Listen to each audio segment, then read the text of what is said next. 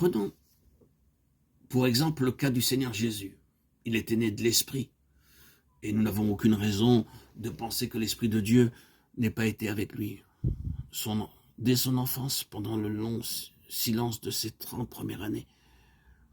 Cependant, au moment où il franchit la ligne qui sépare sa vie privée de son ministère public, nous voyons apparaître l'onction sous les emblèmes extérieurs qui nous sont décrits à l'occasion de son baptême. Le ciel s'ouvre sur sa tête pour cet acte de Dieu et son entrée en charge, le début de son ministère officiel, si j'ose ainsi dire, est un effet direct de l'onction.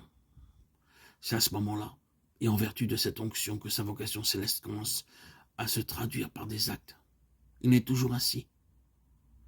Restez à Jérusalem, dira-t-il plus tard aux apôtres.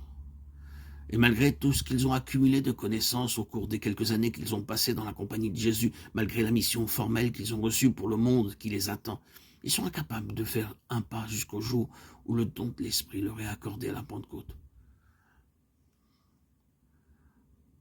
Ils reçoivent alors l'Esprit, non seulement à titre personnel, comme accomplissement d'une promesse qui leur a été faite, mais aussi comme onction en vue du mandat qu'ils ont à remplir. C'est un aspect de la vie de l'Esprit qu'il est important de mettre en lumière. Ils reçoivent l'Esprit, ils sont baptisés du Saint-Esprit, ils sont remplis du Saint-Esprit. Mais en même temps, ils sont oints. C'est cette onction qui fait passer leur vocation dans le domaine de l'action et qui rend possible l'exécution de leur mandat. Le langage que l'apôtre Paul tient aux Corinthiens plus tard est dans le même sens. Nous l'avons vu au verset 21 de 2 Corinthiens, celui qui nous a fermés avec vous en Christ et qui nous a oints, c'est Dieu. Je crois qu'il fait allusion ici à lui-même, à Sylvain et à Timothée, mais il ne laisse pas les Corinthiens en arrière, car ils sont au bénéfice de la même onction, tout comme lui-même et ses compagnons de travail. Il serait bon que nous puissions nous attarder un peu ici, pour voir comment cette seconde épître aux Corinthiens rend la chose possible.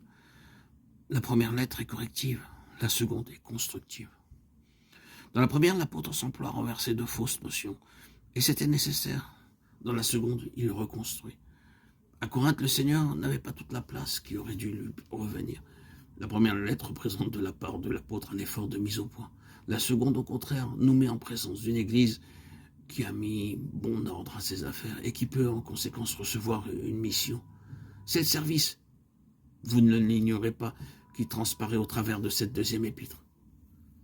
C'est pourquoi, ayant ce ministère, ce seul mot est la clé de tout l'épître. C'est pourquoi, ayant ce ministère selon la miséricorde qui nous a été faite, nous ne perdons pas courage. Nous rejetons les choses honteuses qui se font en secret. Nous portons ce trésor dans des vases de terre. Notre ministère, c'est de manifester Christ, dont Dieu a fait rayonner la gloire au-dedans de nos cœurs, détruisant ainsi le travail ténébreux de l'adversaire, nous mettant à l'abri de celui qui aveugle l'intelligence des incrédules. Cette deuxième épître fait donc intervenir le ministère, et en vue de ce ministère, la question de l'onction a sa place toute marquée au chapitre 1er.